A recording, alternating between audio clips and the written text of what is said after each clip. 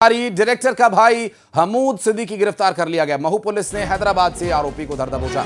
जवाद सिद्दीकी का भाई है हमूद सिद्दीकी, अल फलाह यूनिवर्सिटी का डायरेक्टर है जवाद। दिल्ली धमाके से इसका भी नाम जुड़ा हुआ बताया जा रहा है। और जवाद सिद्दीकी जो कि 25 साल पहले एक इन्वेस्टमेंट कंपनी बनाता है, उसने अपनी एक इन्वेस्टमेंट कंपनी बनाई और जवाद के भाई हमूद को भी अब गिरफ्तार कर पूछताछ की जा रही है। और इससे पहले मध्य प्रदेश से फ्रॉड करके ये पूरा परिवार भागा था और फिर एक बड़ा साम्राज्य खड़ा किया इन लोगों ने अल फलाह के नाम से। उसमें इन्वेस्टमेंट कंपनी, यूनिवर्सिटी, मेडिकल और न जाने क्या क्या फ्रॉड करने के तरीके अपनाए। अब महू पुलिस ने हैदराबाद से आरोपी जवाद सिद्दीकी के भाई हमूद सिद्दीकी को भी गिरफ्तार कर लिया है।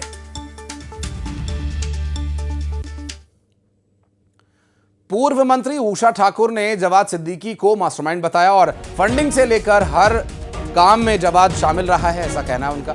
25 साल पहले जवाद का पूरा परिवार फ्रॉड करके भागा था। पूर्व मंत्री उषा ठाकुर ने इस पर बड़ा बयान दिया।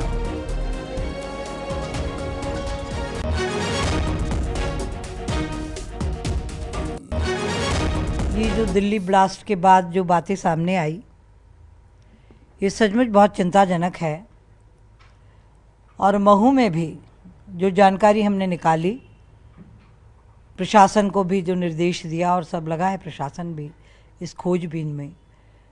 ऐसा बताते हैं कि आज से कम 25 साल पहले वो महू छोड़कर भागकर जा चुकी है। पूरा परिवार भगोड़ा परिवार था। उसका पिता हिम्माद जो था सिद्दीकी, वो यहाँ का शहर काजी था। उसने एक चिट फंड कंपनी बनाकर यहाँ के निहायत गरीब लोगों को लूटा। और मुझे लगता है जो यहाँ सुन रहे हैं हम लोगों से कि लगभग 1000 करोड़ रुपया की राशि लेके वो यहाँ से भागा। उसके बाद उसका कोई अता पता ठिकाना था नहीं। से होगा क्योंकि उसके 2 भाई तो बाहर ही भागे हुए हैं।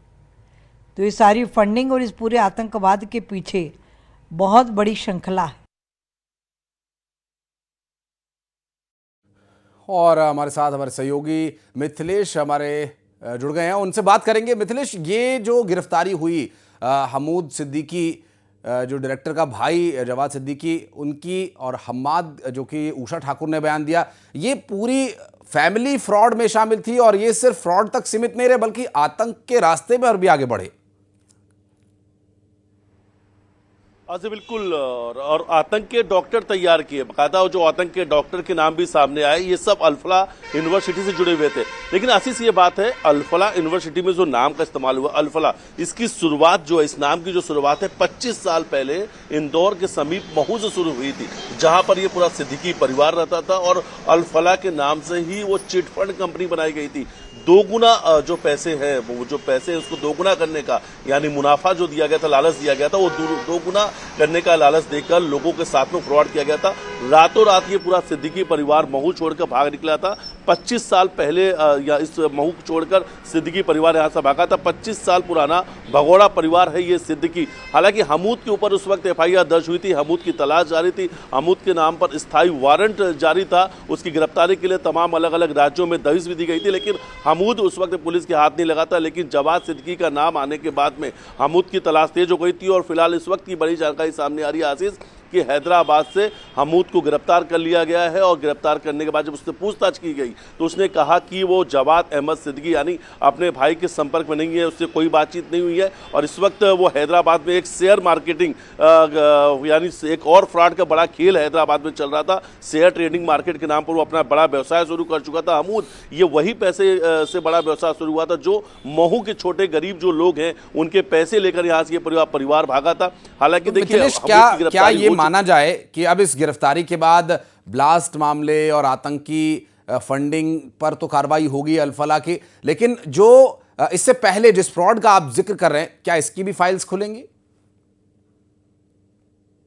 देखिए आशीष, सूत्रों से एक बड़ी जानकारी सामने आ रही है कि हमूद के खाते से लाखों रुपए, लगभग 40 लाख रुपए विदेश में ट्रांसफर किए गए। यानी बड़ा जो अमाउंट है वो फॉरेन भेजा गया है। वो किसके खाते में भेजा गया, ये पैसा कहां से आया था, इन सब चीजों को लेकर इस वक्त इन्वेस्टिगेशन चल रही है। देखिए पूरा मामला देश की आंतरिक सुरक्षा से जुड़ा हुआ है। तो बड़ी जांच एजेंसियों के रडार पर इस वक्त अल-फलाह यूनिवर्सिटी उसके करता रहता है, लेकिन जिस तरीके से हमूद की गिरफ्तारी हुई, उसके जो अकाउंट्स निकाले गए, उस पर अब जांच एजेंसियां बिल्कुल, और एजेंसी के आज जांच में क्या कुछ लगता है ये भी देखने का विषय होगा मिथिलेश। और अब चूंकि नए तरीके से अब नए भारत के इस नए कानून में ये भी तय है कि आतंक का मामला भले ही बहुत बड़ा मामला हो, लेकिन उस आतंकवादी की छोटी से छोटी अपराध की गतिविधियों को भी उसमें दर्ज किया जाता है। अगर अपराध करने के दौरान उसने कार से रेड लाइट भी जंप की है तो उस रेड लाइट जंप का भी उस पर फाइन लगाया जाता है। और ये है नया भारत, और नए कानून के मुताबिक ये चीजें करना बहुत जरूरी भी माना जा रहा है। बहुत शुक्रिया आपका इस पूरे मामले पर जानकारी देने के लिए। अब देखना होगा कि क्या